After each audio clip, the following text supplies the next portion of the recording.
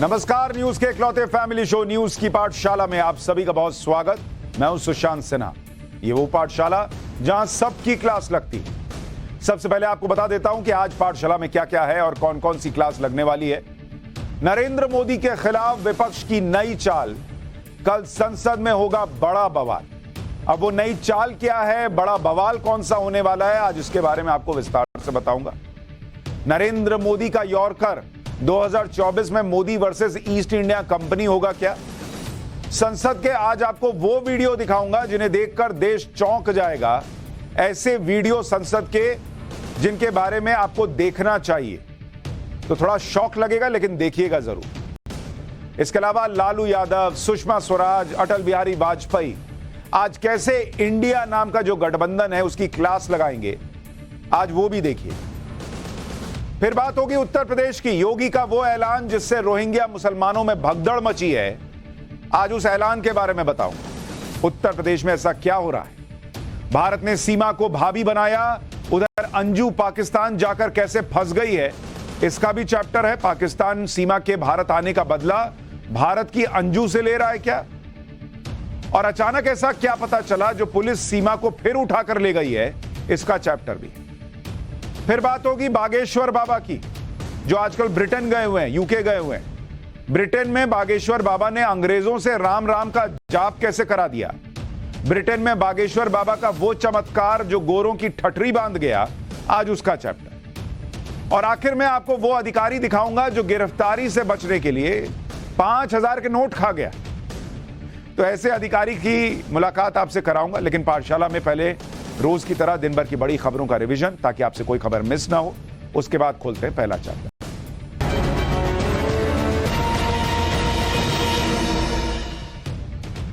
दिल्ली में बाढ़ और जल भराव के मुद्दे पर बीजेपी ने आज केजरीवाल सरकार के खिलाफ प्रदर्शन किया। बीजेपी का सीधा सीधा आरोप है कि केजरीवाल सरकार ने बाढ़ से बचाव के लिए कोई कदम ही नहीं उठाया। केजरीवाल सरकार सिर्फ अपना प्रचार करने में व्यस्त है। बीजेपी के प्रदर्शन को रोकने के लिए पुलिस को वाटर कैनन का इस्तेमाल करना पड़ा। यमुना के बाद दिल्ली के पास हिंडन नदी में पानी बढ़ने से नोएडा और गाजियाबाद के लोगों की परेशानी बढ़ गई। नोएडा के सेक्टर 142 में इकोटेक 3 इलाके में हिंडन का पानी कई रिहायशी इलाकों में घुस गया। सैकड़ों कार बाढ़ के पानी में डूबी हुई नजर आई। ब्रिक्स देशों के एनएसए सम्मेलन में अजीत डोभाल ने चीन के राजनयिक वांग यी से मुलाकात। ब्रिक्स देशों का एनएसए सम्मेलन दक्षिण अफ्रीका के जोहान्सबर्ग में हो रहा है। सूत्रों के मुताबिक डोभाल ने चीन के राजनयिक वांग यी से कहा कि एलएसी पर जो स्थिति है उससे आपसी भरोसा कम हुआ, रिश्तों को स्थिर करने पर जोर दिया जाना चाहिए। दिल्ली के चर्चित गीतिका शर्मा सुसाइड केस में सिरसा से मौजूदा विधायक और हरियाणा के पूर्व मंत्री गोपाल कांडा को बरी कर दिया गया है। दिल्ली की राउज एवेन्यू कोर्ट ने आज 11 साल पुराने केस में फैसला सुनाया। कांडा इस केस में करीब 18 महीने की सजा काट चुके हैं। गोपाल कांडा की एयरलाइंस में एयर होस्टेस रही गीतिका ने 5 अगस्त 2012 को आत्महत्या कर ली थी। सुसाइड नोट में गीतिका ने अपने इस कदम के लिए गोपाल कांडा को जिम्मेदार ठहराया था। बिहार के मोतिहारी में शराब पीने वालों की जांच करने गई आबकारी विभाग की टीम पर ग्रामीणों ने हमला कर दिया। शराब तस्करी और अवैध शराब की बिक्री के खिलाफ ये आबकारी विभाग की टीम मोतिहारी पहुंची, तो वहां ग्रामीणों और शराब माफियाओं ने टीम पर हमला कर दिया। इस दौरान एक होमगार्ड के जवान को भीड़ ने घेर लिया और उसकी बुरी तरह पिटाई कर दी, जिससे होमगार्ड की मौत हो गई। आबकारी टीम पर हमले की यह घटना पुलिस थाने से सिर्फ 500 मीटर की दूरी पर। इसरो के चंद्रयान 3 मिशन को आज एक बड़ी कामयाबी मिली है। पृथ्वी के चारों तरफ चक्कर लगा रहे चंद्रयान 3 ने आज आखिरी बार ऑर्बिट बदला। इसके बाद अब अगले चरण में 1 अगस्त को चंद्रयान 3 को चंद्रमा की तरफ जाने वाले लंबे गैलेक्टिक हाईवे पर डाल दिया जाएगा, जिसके बाद चंद्रयान 3 की ऑर्बिट में पहुंचकर उसके चक्कर लगाना शुरू करेगा, चांद के चक्कर लगाना शुरू करेगा। चंद्रयान 3 को 14 जुलाई 2023 को लॉन्च किया गया था और इसके 23 अगस्त तक चंद्रमा की सतह पर लैंड करने की उम्मीद है। तो ये तो हुआ दिन भर का रिवीजन। अब पाठशाला की पहली क्लास, और इसमें बताऊंगा कि मोदी के खिलाफ विपक्ष की नई चाल क्या है, जिस पर कल संसद में बड़ा बवाल होने वाला है। मोदी का यॉर्कर 2024 में Modi versus east India company का चुनाव करा देगा क्या?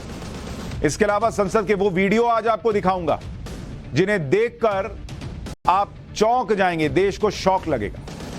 इसके अलावा लालू, सुषमा स्वराज, अटल बिहारी वाजपेयी आज कैसे इंडिया की क्लास लगाएंगे, यह भी देखिएगा।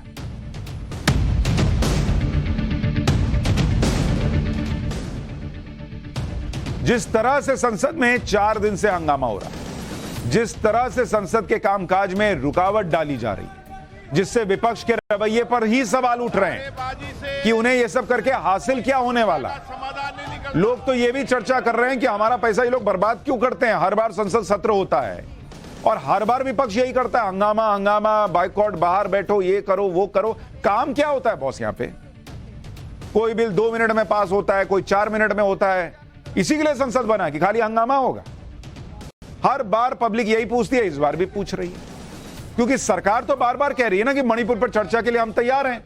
फिर विपक्ष को क्यों संसद में बार बार हंगामा करना है भाई? क्या सिर्फ पीएम मोदी को टारगेट करने के लिए विपक्ष ये सब कर रहा है? ये सारी बातें पब्लिक के बीच चर्चा का विषय बनी और आज फिर ये बात साबित हो गई कि टारगेट पर कोई और नहीं, सिर्फ प्रधानमंत्री मोदी हैं।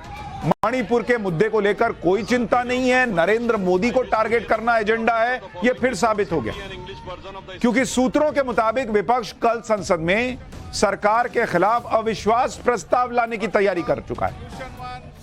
सूत्रों के मुताबिक विपक्ष के सांसदों को व्हिप जारी कर दिया गया है कि सबको संसद में रहना है, यानी उन्हें हर हाल में कल संसद में मौजूद रहना होगा। यह पीएम मोदी के खिलाफ विपक्ष की नई चाल, क्योंकि अभी तक विपक्ष जो चाह रहा था वो तो उसे हासिल हो नहीं रहा कि प्रधानमंत्री सदन में आए और उनको जवाब दें मणिपुर के ऊपर। गृह मंत्री कह रहे हैं मैं जवाब देने को तैयार हूं, पर इनको तो नरेंद्र मोदी चाहिए। तो अब अविश्वास प्रस्ताव लाने की बात हो रही है कि भाई सरकार जो है वो सदन का विश्वास खो चुकी है, क्योंकि पूरा जोर लगाने के बावजूद मणिपुर के मुद्दे पर वो पीएम मोदी के खिलाफ अपने राजनीतिक एजेंडे को पूरा नहीं कर पा रहे। इसलिए उन्होंने अब नया प्लान बनाया कि सरकार के खिलाफ अविश्वास प्रस्ताव लाया जाए और इसके जरिए दबाव बनाकर जबरन पीएम से बयान लेने का प्रयास किया जाए। भाई अविश्वास प्रस्ताव आएगा तो पीएम को भी सदन में आकर आना पड़ेगा, बोलना पड़ेगा।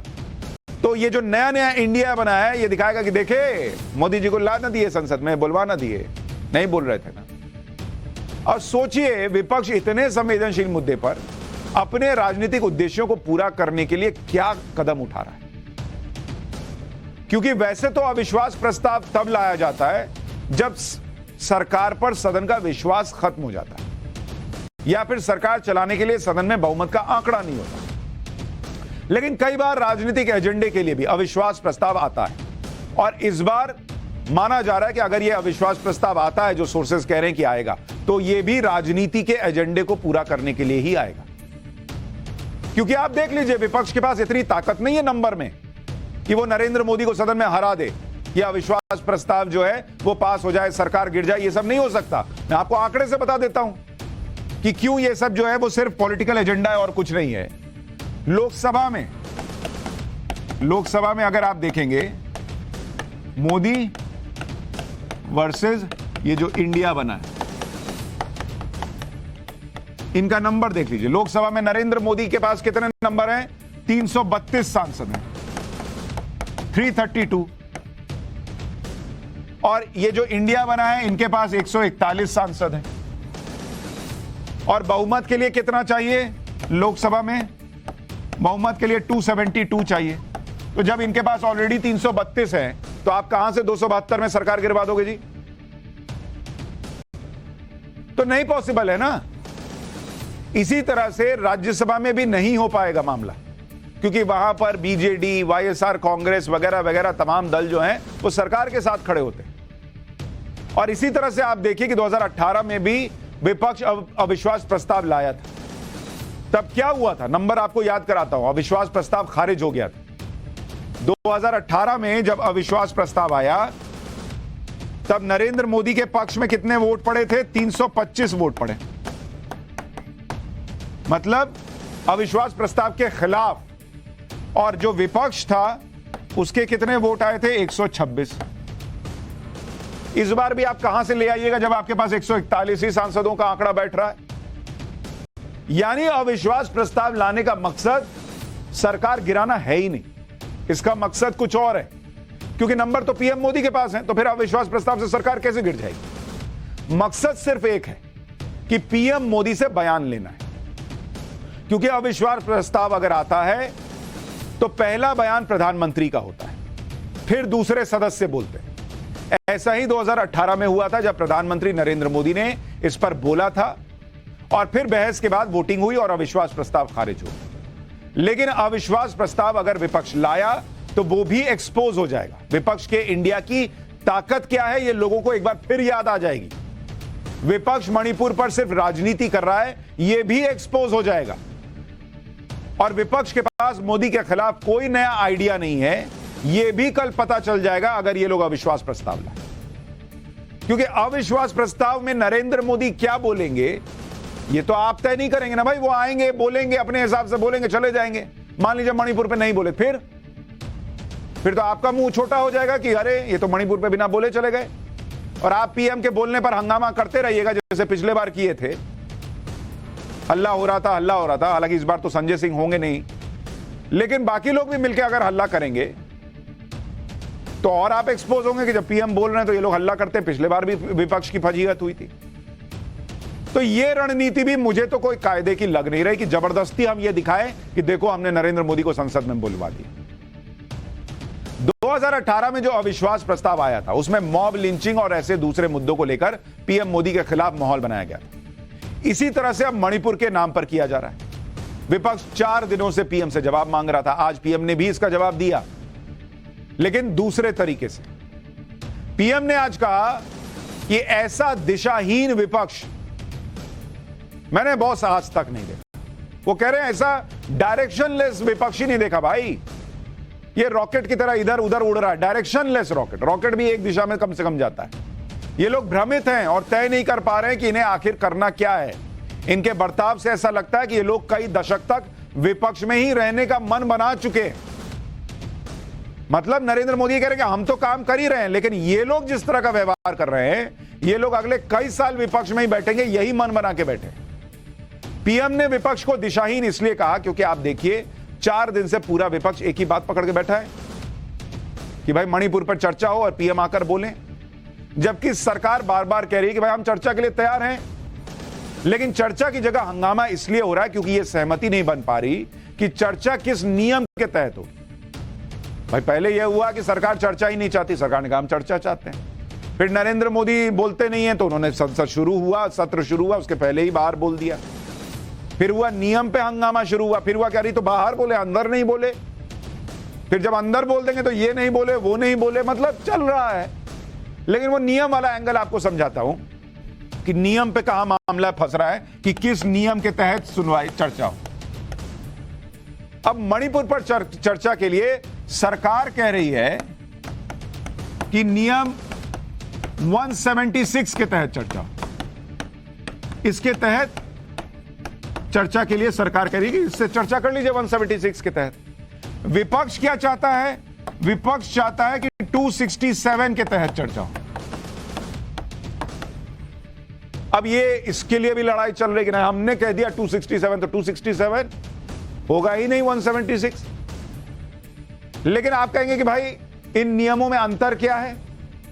176 नियम और 276 नियम, 267 नियम है क्या भाई? देखिए सरकार चाहती है कि नियम 176 के तहत चर्चा हो। इस नियम के तहत शॉर्ट ड्यूरेशन डिस्कशन होता है, मतलब नियम समय तय होता है कि भाई इतनी देर चर्चा करेंगे, ऐसा नहीं कि एंडलेस चर्चा चल रही। विपक्ष चाहता है कि नियम 267 के तहत चर्चा हो। इस नियम के तहत लंबी चर्चा होती और तय समय से भी ज्यादा चर्चा हो सकती है। मतलब आपने कहा कि 6 घंटे चर्चा होगी तो चर्चा 8 घंटे भी चल सकती है। नियम 176 के तहत किसी मुद्दे पर 2, 2.5 घंटे, 3 घंटे, 4 घंटे की चर्चा होती है। इसमें संसद के दूसरे काम रोके नहीं जाते। जबकि नियम 267 के तहत जब किसी मुद्दे को लाया जाता है तो संसद की जो कार्रवाई चल रही होती है उसको रोक देते हैं और इसी मुद्दे पर तत्काल चर्चा शुरू हो जाती है। नियम 176 के तहत चर्चा तत्काल भी हो सकती है, कुछ घंटे बाद भी हो सकती है कि भाई ये 4 बिल पास कर लीजिए, शून्यकाल निकल जाए उसके बाद कर लीजिए। अगले दिन भी हो सकती है कि भाई अगले दिन सब लोग आ जाएंगे तब कर लीजिए। जबकि नियम 276 के तहत सब कुछ रोककर तत्काल और लंबी अवधि के लिए चर्चा होती है। अब चर्चा की ड्यूरेशन कम हो या ज्यादा हो, इसी को लेकर पूरा विवाद चल रहा था। लेकिन खुद गृह मंत्री अमित शाह ने यह भी क्लियर कर दिया कि जिसे जितनी देर तक चर्चा करनी हो वो कर ले, इस पर भी सरकार को कोई दिक्कत नहीं। सुनिए गृह मंत्री अमित शाह ने आज क्या कहा है, फिर आगे की बात बताता हूं।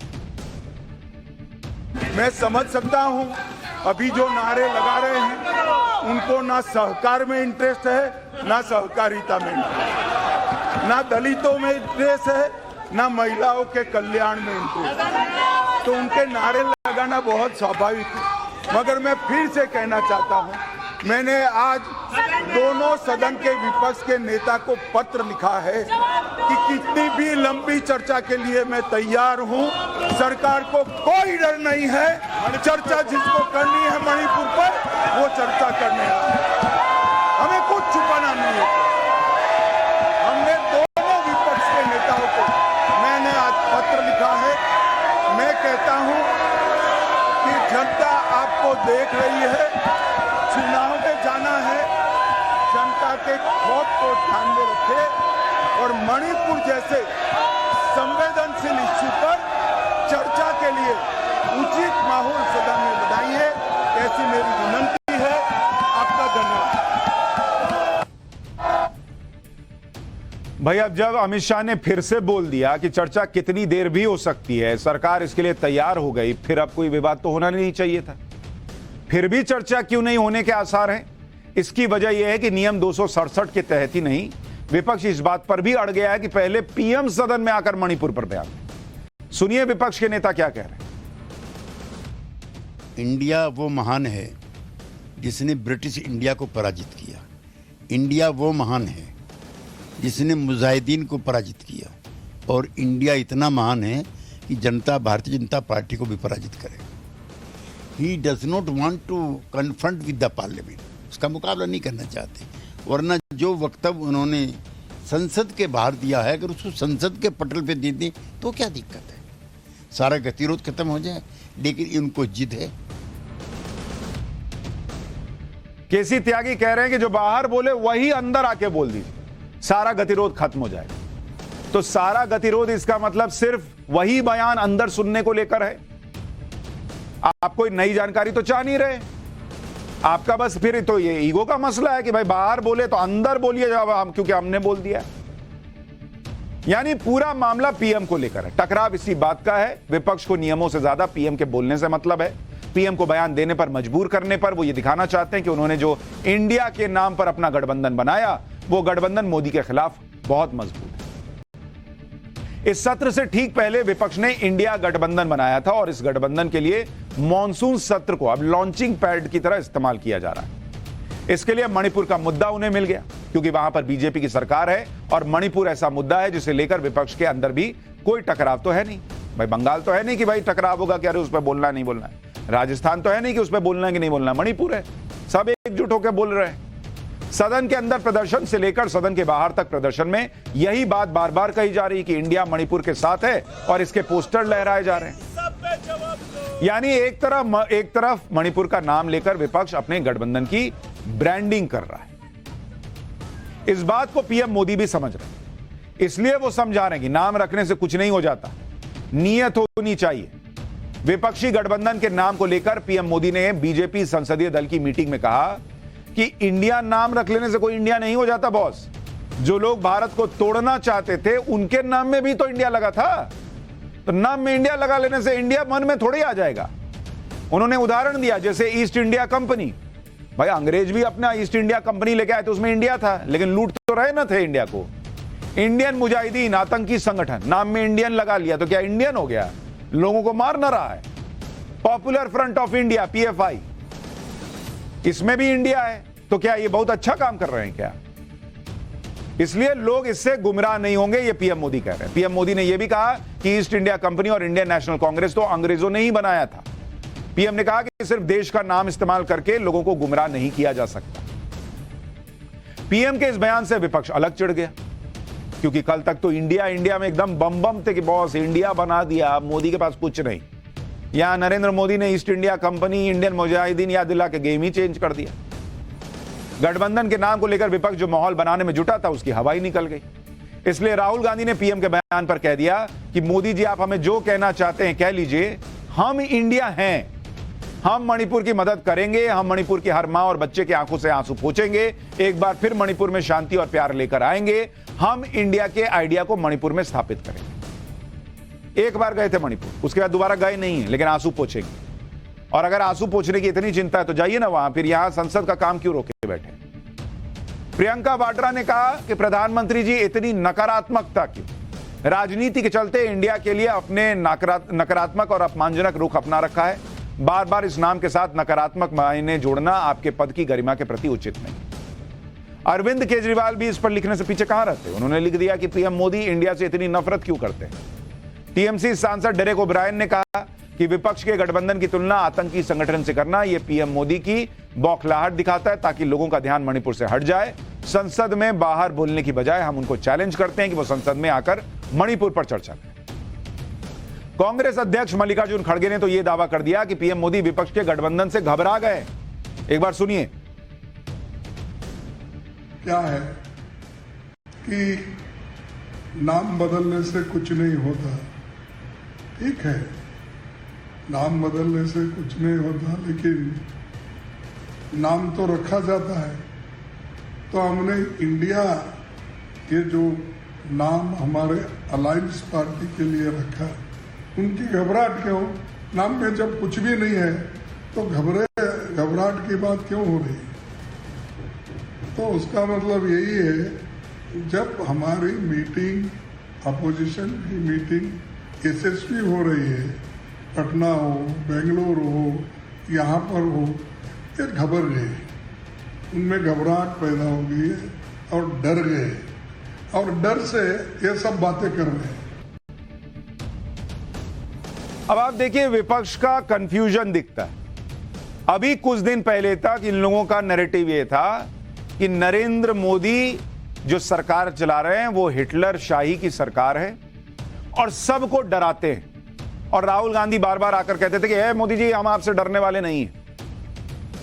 अब पूरा नैरेटिव चेंज हो गया। अब इन्होंने इनके हिसाब से नाम में इंडिया लगा लिया, इसलिए अब मोदी जी डरने लग गए। और जो मोदी जी डराते थे अब वो डरने लग गए क्योंकि इनके नाम में इंडिया लग गया। मणिपुर के मुद्दे पर सरकार चर्चा के लिए तैयार है, इसके बावजूद विपक्ष विरोध प्रदर्शन करके यह माहौल बना रहा है कि सरकार मणिपुर पर चर्चा से भाग रही। जबकि आप देखिए कि संसद की कार्रवाई इस तरह से नहीं चलती। अगर किसी मुद्दे पर गतिरोध हो तो सरकार और विपक्ष दोनों थोड़ा थोड़ा झुकते हैं और बीच का रास्ता निकालते हैं ताकि संसद की कार्रवाई भी चलती रहे। लेकिन अब विपक्ष एक मुद्दे पर अड़ जाता है। अब विपक्ष संसद को चलने नहीं देता, पूरा का पूरा सत्र एक मुद्दे को लेकर धुल जाता है, जिससे विपक्ष का नैरेटिव बनता है कि मोदी राज में तो संसद भी नहीं चलती और संसद में विपक्ष को बोलने नहीं दिया जाता। लेकिन पब्लिक में यह नैरेटिव नहीं बन रहा। पब्लिक को यह लगता है कि विपक्ष जो है वो काम करने के मूड में नहीं है, वो चर्चा के मूड में नहीं है। अच्छा, आज का जो विपक्ष है वो पहले के विपक्ष से कितना अलग है मैं आपको याद दिलाना चाहता हूं। ये जो नया इंडिया बन गया वो पुराना विपक्ष जो था उससे कितना अलग है। और इसके लिए आज हमने कुछ पुराने वीडियो निकाले जिन्हें आप देखेंगे तो आपको शौक लगेगा कि अच्छा संसद में चर्चा भी होती थी। आज का जो युवा वर्ग है उसको तो लगता है कि अच्छा टेबल पे चढ़ना, कागज फेंकना, नारे लगाना, वॉकआउट कर जाना, यही संसद का मतलब। लेकिन हमेशा से ऐसा नहीं था। आज जो वीडियोस आपको दिखाऊंगा उससे आपको पता चलेगा कि बहुत गंभीर और संवेदनशील मुद्दों पर बिना हंगामे के चर्चा हो जाती थी। एक दूसरे को कहा सुना दिया जाता था और संसद का कामकाज भी नहीं रुकता था, या थोड़ा बहुत रुका तो रुका लेकिन सत्र चलता था भाई। विपक्ष बिना हंगामे के अपनी बात रखता था और सरकार से सवाल भी कर लेता था। ऐसा नहीं कि पुराने समय में संसद की कार्रवाई के दौरान सरकार और विपक्ष के बीच नोकझोंक नहीं होती थी। बहस उस वक्त भी होती थी, विपक्ष को बोलने का मौका तब भी मिलता था, लेकिन किसी भी मुद्दे पर बहस के दौरान ऐसा हंगामा नहीं होता था जैसा आजकल होता है। मैं आपको याद दिलाना चाहता हूं कि एक वक्त ऐसा भी था कि संसद चलती थी, लोग घंटों बैठ के संसद की कार्रवाई सुनते थे। बॉस, हम लोग सुनते थे। आज की डेट में तो सुनने को क्या है, आपको पता है कि इतने बजे आएंगे, 4 हंगामा होगा, उसके बाद संसद की कार्रवाई 2 बजे तक स्थगित होगी, फिर आएंगे, फिर 4 बजे तक स्थगित होगी, फिर कल के लिए स्थगित हो जाएगी। मैं आपको साल 1999 में लोकसभा में दिए गए लालू यादव का भाषण सुनाता हूं, जिसमें लालू यादव उस वक्त के प्रधानमंत्री अटल बिहारी वाजपेयी की आलोचना कर रहे हैं, मुंह पे कर रहे हैं, लेकिन उस दौरान पूरे सदन में ठहाके गूंजते सुनाई देते हैं। आप सुनिए लालू यादव ने अटल बिहारी वाजपेयी को लेकर क्या कहा था। ऐसा भी वक्त था जब इस तरह से भी चर्चा होती है। लेकिन आपने कहा था माननीय प्रधानमंत्री जी पूरे देश के कांग्रेस के लोगों को विन ओवर करने के लिए, संपैथी लेने के लिए, कि नेहरू जी ने कहा था कि अटल एक दिन तुम देश का प्रधानमंत्री बनेगा। आपने कहा था, ये लिखा हुआ है रिकॉर्ड में, आपने कहा था। तो आप एक बार नहीं, आप 2 बार हो गए। नेहरू जी तो एक बार बोले, आप हो गए 2 बार। आप तो जान छोड़िए मुल्क का। महोदय, दूसरे का दे दीजिए। महोदय, क्या आपने कहा था? अब अपने हम लोगों ने, अब आप हम लोगों को पाठ पढ़ाते हैं। अडवाणी जी चले गए उठ के, अडवाणी जी उठ के चले गए, आप हमको पाठ पढ़ाते, हमको शिक्षा देते। जब हमारे आदरणीय जो चोटी के नेता थे मुल्क के नेहरू जी जैसे लोग, लोहिया जी, जयप्रकाश नारायण जी, सारा जो पक्ति के उस समय नेता थे, उन्होंने आपको जरूर आशीर्वाद दिया और उनके आशीर्वाद से 2 बार आप हो गए। लेकिन अभी जो आपने कार्यक्रम घोषणा किया था इसी हाउस में, जवाहर रोजगार योजना को क्यों मिटा दिया आपने? रीनेम क्यों कर दिया? सारे चीज को कंपाइल क्यों कर दिया? इंदिरा आवास को क्यों आपने रिकंपाइल कर दिया? आप इतिहास को मिटा के और आरएसएस के संस्कृति को देश की जनता पर लालच दिखा के लादना चाहते हैं। इसके लिए यानी विपक्ष में बैठे लालू यादव चुटकी भी ले रहे हैं और अपनी बात भी कह रहे हैं। आजकल तो लगता है जैसे पता नहीं एक दूसरे के लिए दुश्मनी आ गई है सांसदों के मन में।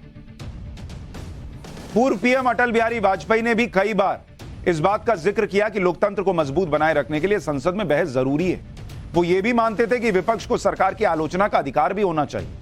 सुनिए देश के पहले प्रधानमंत्री पंडित जवाहरलाल नेहरू से संसद की कार्रवाई के दौरान हुई नोकझोंक को लेकर 1999 में अटल बिहारी वाजपेयी ने संसद को क्या बताया था। कांग्रेस के मित्र शायद भरोसा नहीं करेंगे, साउथ ब्लॉक में नेहरू जी का एक चित्र लगा रहता था। मैं आते जाते देखता था। नेहरू जी के साथ सदन में नोक झोंक भी हुआ करती थी। मैं नया था, पीछे बैठता था। कभी कभी तो बोलने के लिए मुझे वॉकआउट करना पड़ता था। लेकिन धीरे धीरे मैंने जगह बनाई, मैं आगे बढ़ा। और जब मैं विदेश मंत्री बन गया तो एक दिन मैंने देखा कि गलियारे में टंगा हुआ नेहरू जी का फोटो गायब है। मैंने कहा ये चित्र कहां गया? कोई उत्तर नहीं दिया। वो चित्र वहां फिर से लगा दिया गया।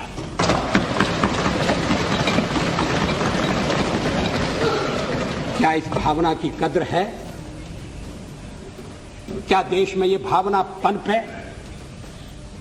ऐसा नहीं है कि नेहरू जी से मतभेद नहीं थे, और मतभेद चर्चा में गंभीर रूप से उभरकर सामने आती थी। मैंने एक बार पंडित जी से कह दिया था कि आपका एक मिला जुला व्यक्तित्व है और आप में चर्चिल भी है और चैम्बरलेन भी है। वो नाराज नहीं हुए। शाम को किसी बैंक्वेट में मुलाकात हो गई और उन्होंने कहा आज तो बड़ा जोरदार भाषण दिया है, और हंसते हुए चले गए। आजकल ऐसी आलोचना करना दुश्मनी को दावत देना है। लोग बोलना बंद कर देंगे।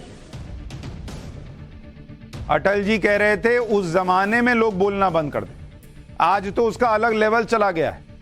नेहरू जी की फोटो हटी दिखी तो अटल जी ने टोक दिया था, जबकि दोनों के विचार बिल्कुल अलग थे, दोनों अलग अलग पार्टीज के थे।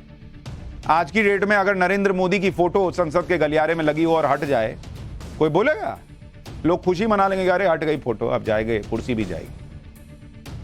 यह है आज की डेट की राजनीति। अब आपको सुनाता हूं दिल्ली के दिल दहला देने वाले निर्भया कांड के बाद 18 दिसंबर 2012 को लोकसभा में दिए भाषण में सुषमा स्वराज ने क्या कहा। उन्होंने प्रधानमंत्री से बयान देने की मांग नहीं की थी, बल्कि गृह मंत्री से सदन में बयान देने की मांग की थी। सुनिए। आज सुबह पीठ से आपने एक शब्द इस्तेमाल किया, जघन्य कृत्य। शायद इससे ज्यादा उपयुक्त शब्द इस घटना के लिए नहीं हो सकता। लेकिन ये एक अकेली घटना नहीं है अध्यक्ष जी, आए दिन ये घटनाएं हो रही है और इसीलिए हम लोगों ने आज प्रश्नकाल स्थगित करके इस प्रश्न को उठाना चाहा था। लेकिन चूंकि आपने कहा कि आप शून्य प्रहर में इसको उठाने देंगी और स्वयं जब आपने कहा कि ये जघन्य कृत्य है, तो हमको लगा कि ज्यादा शांति से अगर इस मसले को उठाया जाए तो जरूरी। बहुत बार मैंने इस तरह के कृत्यों के लिए कहा है कि ऐसे लोगों को फांसी की सजा होनी चाहिए। लोग कह देते हैं कैपिटल पनिशमेंट खत्म हो जानी चाहिए। आप मुझे बताइए, इस तरह की घटना की शिकार महिला ना जिंदा में रही और ना मरे में रही। वो एक जीवित लाश बनकर के अपना जीवन जिएगी अगर बच गई तो। अभी जीवन और मौत का संघर्ष झेल रही है, पता नहीं बचेगी कि नहीं बचेगी, लेकिन अगर बच गई तो पूरी जिंदगी एक जिंदा लाश की तरह से गुजारेगी। क्या ऐसे लोगों को फांसी की सजा नहीं होनी चाहिए? लेकिन मैं कहना चाहती हूँ, अभी तो सब लोग गिरफ्तार भी नहीं हुए, केवल 2 लोग गिरफ्तार हुए हैं। लेकिन क्या कर रही है दिल्ली पुलिस, क्या कर रही है केंद्र की सरकार, क्या कर रही है गृह मंत्री और क्या कर रही है दिल्ली की मुख्यमंत्री? ये सलाह देकर कि लड़कियां रात को अकेले न जाएं। जो कॉल सेंटर्स में काम करती हैं महिलाएं, पेट की भूख उनको ले जाती है रात में वहां, क्योंकि वो चलते ही कॉल सेंटर्स रात में है। मध्यम वर्गीय परिवारों की लड़कियां हैं। लेकिन मैंने तो कल को कहा कि कल की वारदात तो देर रात की भी नहीं है, अकेली भी नहीं है। इससे ज्यादा वो क्या करे, रात के 9:30 बजे एक पुरुष मित्र के साथ चलती है, लेकिन उसके साथ इस तरह की घटना घटती है। अध्यक्ष जी, आप स्वयं बताइए किन शब्दों में इसकी निंदा की जाए? कोई शब्द बचता नहीं है इसकी निंदा करने के लिए।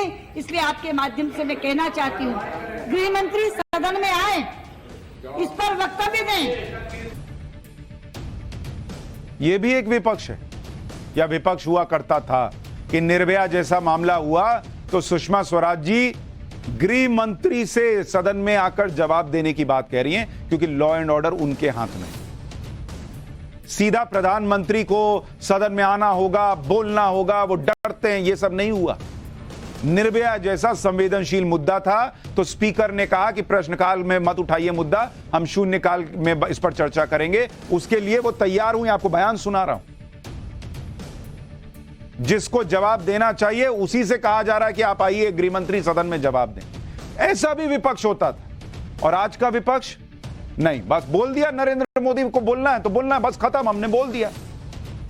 आपको मई 2012 में लोकसभा में दिए गए बीजेपी नेता लालकृष्ण आडवाणी का भाषण सुनाता हूं, जिसमें उन्होंने विपक्ष में होने के बावजूद भारत के लोकतंत्र को बनाए रखने और मजबूत करने के लिए पुरानी सरकारों की जमकर तारीफ की थी। सुनिए।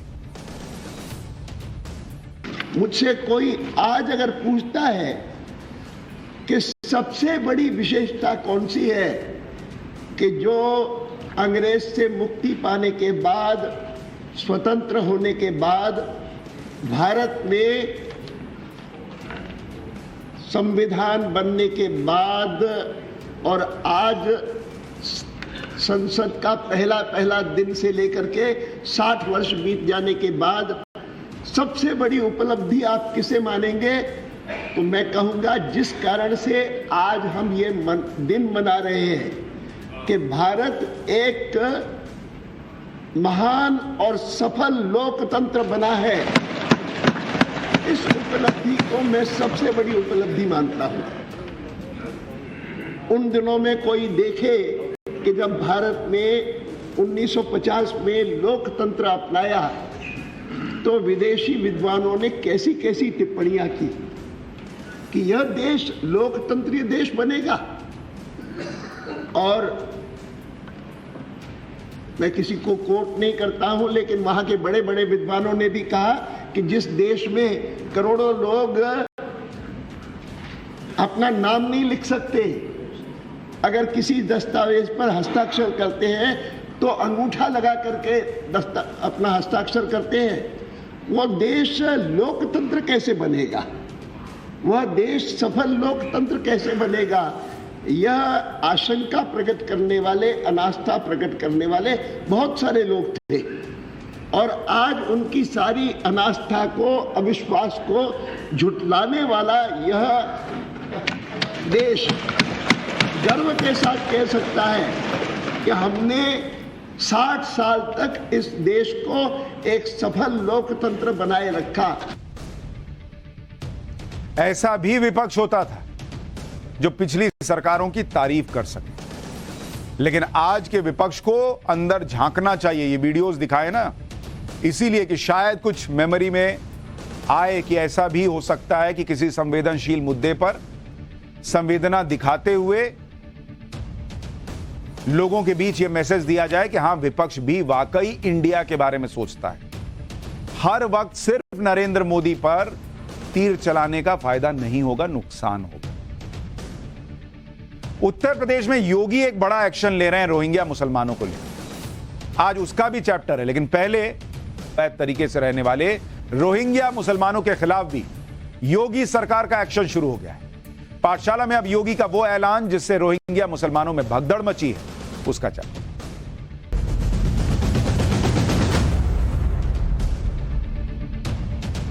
अवैध रोहिंग्या घुसपैठियों में अब भगदड़ मच गई क्योंकि यूपी में ऑपरेशन रोहिंग्या शुरू कर दिया गया है। यूपी में इस ऑपरेशन के फर्स्ट राउंड में ही 74 रोहिंग्याओं को अरेस्ट किया जा चुका है और अब सेकंड राउंड की तैयारी चल रही है। करीब 1 महीने पहले यूपी के मुख्यमंत्री योगी आदित्यनाथ ने यूपी से रोहिंग्या घुसपैठियों को खदेड़ने का प्लान फाइनल किया था और इसके बाद यूपी से घुसपैठियों को ढूंढ ढूंढ कर निकालने के लिए स्पेशल टीम बनी। यूपी पुलिस और यूपी एटीएस का जॉइंट ऑपरेशन स्टार्ट हुआ। फर्स्ट फेज में यूपी के 6 जिलों में एक्शन हुआ। 8 घंटे तक पुलिस और एटीएस का एक्शन मोड दिखा। मथुरा, अलीगढ़, गाजियाबाद और हापुड़ में एक्शन हुआ। मेरठ और सहारनपुर में भी सर्च ऑपरेशन चला। तलाशी हुई, कागज चेक किए गए, घुसपैठियों को अरेस्ट किया गया। यूपी एटीएस ने यूपी में 74 रोहिंग्याओं को पकड़ा। इसमें मथुरा से 31 रोहिंग्या पकड़े गए अवैध रूप से घुसे हुए। अलीगढ़ से 17, गाजियाबाद से 4, हापुड़ से 13 रोहिंग्या, मेरठ और सहारनपुर से 2-2 रोहिंग्याओं को अरेस्ट किया गया। सबसे ज्यादा रोहिंग्याओं की गिरफ्तारी मथुरा से हुई है। बताया जा रहा है कि ये सारे रोहिंग्या बांग्लादेश से बॉर्डर क्रॉस करके इंडिया आए। मथुरा के अलापुर और कोटा गांव के बीच में इन लोगों ने अपनी पूरी अवैध बस्ती बसा ली। मथुरा में अवैध रोहिंग्या बस्ती जो है, आपको उस पर एक रिपोर्ट दिखाता हूं कि किस तरह से इन लोगों ने पक्के मकान तक बना लिए थे, जिस पर अब योगी सरकार एक्शन ले रही है। यूपी एटीएस और मथुरा पुलिस ने कार्रवाई करते हुए अलापुर इलाके से, जो कि मथुरा का इलाका है, वहां से तकरीबन 40 रोहिंग्यों को गिरफ्तार किया है। ये रोहिंग्या पिछले 25 से 30 साल से भारत में रह रहे थे, अलग अलग इलाकों में रह रहे थे और उसके बाद अब यूपी एटीएस और मथुरा पुलिस की ज्वाइंट कार्रवाई में इन लोगों को गिरफ्तार किया गया है। यही वो इलाका है अलापुर जहां हम मौजूद हैं और कुछ इसी तरीके से झुग्गी झुप्पी बस्ती बनाकर लोग जो है वो यहाँ पे रह रहे थे। ये सारे रोहिंग्या बांग्लादेश और म्यांमार से आए हुए हैं और यहीं पे अपना जो गुजर बसर है वो कर रहे थे, लेकिन पुलिस ने अब इसके ऊपर कार्रवाई की है और यहां से गिरफ्तार किया है। अब देखिए जरा इस पहले पूरे इलाके को देखिए, किस तरीके से एक छोटा कस्बा इन लोगों ने बना के रखा हुआ है। यही नहीं, सिर्फ झुग्गी झोपड़ी ही आपको नहीं दिखाई देगा, इसके अलावा देखिए मैं एक और तस्वीर आपको दिखाता हूं। यहाँ पे बकायदा पक्के मकान भी जो हैं वो बना दिए गए हैं, यानी कि जो पुराने लोग हैं यहाँ पे जो 15-16 साल से हैं, उन्होंने अब पक्के मकान बनाने भी यहाँ पे शुरू कर दिए हैं। ये जमीन बताया जा रहा है किसी जो है व्यक्ति की थी जो आसपास ही रहता था और उसने इस जमीन को किराए पे दिया था और उसके बाद यहाँ पे बसना जो है उन लोगों ने शुरू कर दिया था और झुग्गी झोपड़ियों के साथ साथ जो पक्के मकान हैं वो बना दिए थे। शौचालय भी देखिए आपको नजर आएगा, कुछ इस तरीके से शौचालय भी बना दिए गए थे। पीने का पानी के लिए भी पीछे का जो हिस्सा है उसका इस्तेमाल किया जा रहा था। जो आसपास के लोग हैं वो यहाँ पे आके रहते थे और एक पूरे तरीके से आप समझिए कि इसको एक कस्बा बना के, एक छोटा गांव बना के ये लोग जो है वो रह रहे थे। यहाँ तकरीबन 50 से 60 परिवार बताया जा रहा है कि यहाँ पे रहते थे और कुछ इसी तरीके से किसी के पास ट्रैक्टर आपको दिखाई देगा, किसी के पास मोटरसाइकिल, किसी के पास रिक्शा और यही तरीके से इन्हीं पूरे इलाके में ये अलापुर का जो पूरा इलाका है यहीं पे ये सारे लोग जो हैं वो रहते हैं। बताया जा रहा है कि ये आसपास के इलाके में जो कूड़ा बिनने का काम होता है ये वो करते थे। कबाड़ी जो आते हैं वो कबाड़ी खरीदने का काम करते थे, बेचने का काम करते थे। होटल से जो कूड़ा कचरा निकलता था उसको वो चुनने का काम करते थे और उसके बाद अपने परिवार के साथ यहीं रहते थे। यानी जिन पर आरोप है कि अवैध रूप से घुसे हुए रोहिंग्याज हैं, उन पर अब योगी सरकार एक्शन ले रही है। यूपी में रोहिंग्या के खिलाफ एक्शन इसलिए भी तेज हो गया है क्योंकि आप देखिए यूपी में करीब 3,000 रोहिंग्या घुसपैठी हैं, ये कहा जाता है, और देश में 40,000 रोहिंग्या घुसपैठी, सिर्फ 20,000 ही यूएनएचआरसी में रजिस्टर्ड है। रोहिंग्याओं के खिलाफ जो कुछ हुआ उसे आप सिर्फ एक ट्रेलर कह सकते हैं, क्योंकि यह ऑपरेशन पूरे यूपी में चलेगा। हर जिले में एक्शन होगा, एक एक घुसपैठियों को ढूंढकर निकाला जाएगा, घुसपैठ का पूरा रूट डिकोड किया जाएगा, कैसे ये रोहिंग्या म्यांमार से अवैध तरीके से यूपी आए, इसकी पूरी जानकारी जुटाई जाएगी और इसी के हिसाब से योगी सरकार एक्शन लेती चली जाएगी।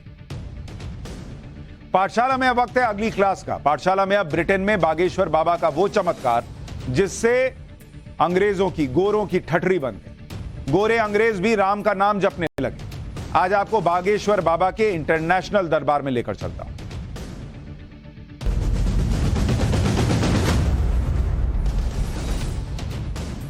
बागेश्वर धाम वाले बाबा धीरेन्द्र कृष्ण शास्त्री आजकल ब्रिटेन में हैं। उनकी कथा 22 जुलाई से शुरू हुई है जो 28 जुलाई तक चलेगी।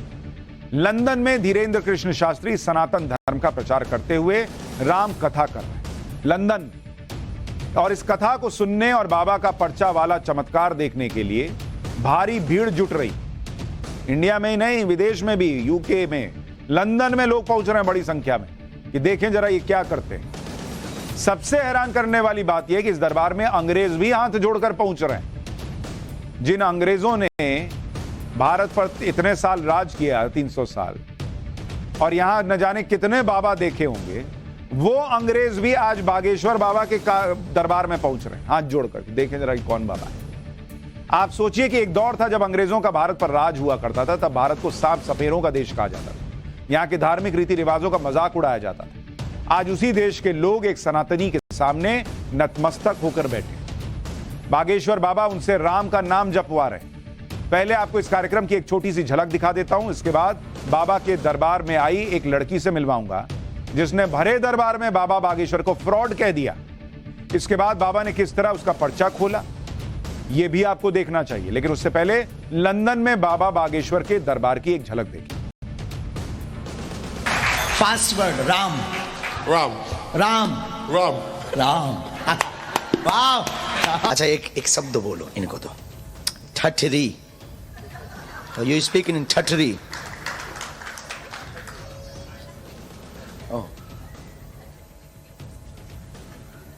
Special word, special words. ठठरी, तत्री।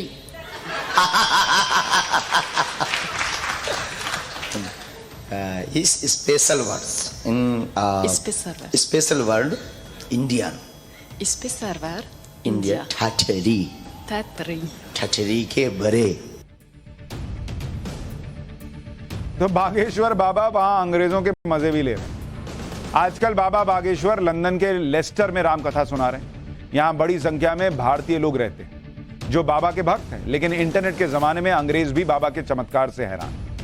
कल लंदन में बाबा के दरबार में राम कथा सुनने एक अंग्रेज पुलिस अफसर पहुंचा। क्राइम कमिश्नर पहुंच गए। दरबार में बाबा बागेश्वर ने सबके सामने ब्रिटेन में मौजूद कोहिनूर हीरा वापस लाने की बात कह दी। यह सुनकर वहां मौजूद सभी भारतीय खुश हो गए और अंग्रेज अफसर चुपचाप सब देखते रहे। इसके बाद बागेश्वर बाबा ने अंग्रेज अफसर को सनातन धर्म का पाठ भी पढ़ा दिया। देखिए क्या हुआ। यानी बागेश्वर बाबा कह रहे हैं कि कभी इनके सामने हम बैठकर सुनते थे, अब ये हमारे सामने बैठकर सुन रहे हैं। लंदन में चल रहे बागेश्वर बाबा के दरबार में उस वक्त सब हैरान रह गए जब एक भारतीय लड़की जो वहीं रहती होगी, उसने उन्हें सबके सामने फ्रॉड कह दिया। यह लड़की अपनी मां के कहने पर दरबार में आई थी, लेकिन उसे बागेश्वर बाबा के दरबार पर कोई भरोसा नहीं था। इसके बाद बाबा ने 7 समंदर पार वो कर दिखाया कि लड़की बाबा के सामने नतमस्तक हो। भरे दरबार में ऐसे ऐसे राज खोलने शुरू कर दिए कि वहां बैठे लोग हैरान और लड़की कहने लगी कि बाबा जी माफ कीजिए, और आगे ना बताइए। देखिए क्या हुआ।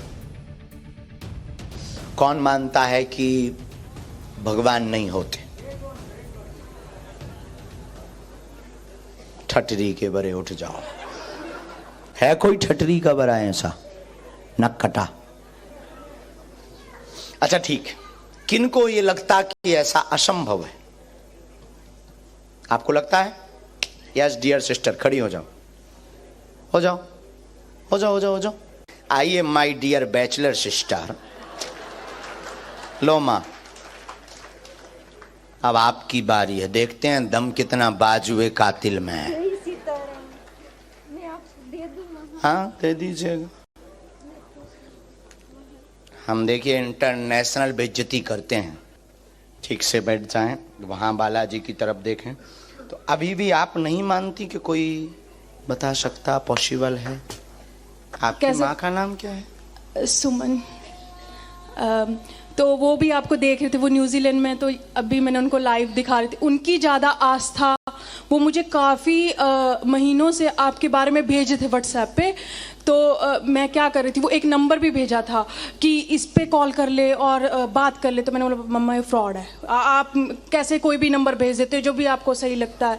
तो एक दिन आप ही का प्रोग्राम देख रही थी, मेरी फ्रेंड भी है यहाँ पे आई, उसकी ज़्यादा आस्था। उसने मुझे बोला ये देखा इनका प्रोग्राम चल रहा था, उसमें आपने बोला कि किसी ने 10,000 ले लिया, ये ले लिया। तो मेरे को एक मौका मिल गया, तो मैंने अपनी मम्मा को कॉल करके बोला देखा फ्रॉड चल रहा है और आप किसी का भी नंबर भेज देते हो। धोखा मिला, उस पर चर्चा करें।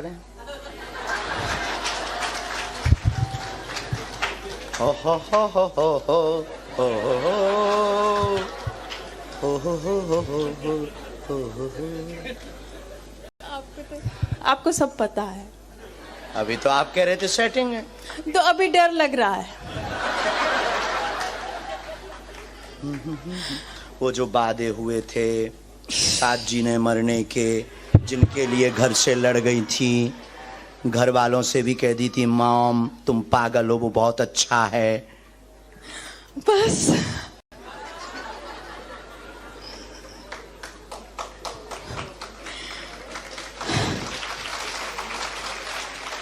ये सही है। अभी पर्चे बाकी हैं? नहीं अभी तक हाँ यकीन हो रहा है। यहां से भी आगे गाड़ी है। और क्षमा करना, आपके हम 2 पर्चे रखें। अरे 9 बोले? ठीक है। और क्वेश्चन? लड़की जो बागेश्वर बाबा को फ्रॉड बता रही थी, वो बागेश्वर बाबा से कह रही है कि अब आगे मत बताइए। उसे यकीन हो गया कि जो वो करते हैं और कहते हैं वो सच में संभव है। तो कई बार इंसान को अपने शब्द खाने पड़ते हैं। पाठशाला में अब उस रिश्वतखोर अधिकारी की क्लास लगाएंगे जो गिरफ्तारी से बचने के लिए 5,000 के नोट खाता है। इस शख्स को देखिए, ये ना तो खाना खा रहा है ना गुटखा चबा रहा है। ये शख्स रिश्वत में लिए 500 के नोट खा रहा है। वो भी 1-2 नहीं बल्कि पूरे 10 नोट यानी 5,000 रुपए मुंह में चबा गया। ये तस्वीरें मध्य प्रदेश के कटनी की हैं। अस्पताल के बेड पर बैठे इस शख्स का नाम गजेंद्र सिंह है। ये पटवारी है। आरोप है कि इस पटवारी ने जमीन की नपाई करने के बदले रिश्वत मांगी थी। जब लोकायुक्त ने छापेमारी की तो इस दौरान इसे रिश्वत लेते रंगे हाथों पकड़ लिया। तो सबूत मिटाने के लिए पटवारी ने रिश्वत की रकम को मुंह में ठूस कर चबाना शुरू कर दिया। छापेमारी करने पहुंची टीम ने उसके मुंह से पैसे निकालने की बहुत कोशिश की, लेकिन पटवारी ने किसी की नहीं सुनी। देखिए क्या हुआ।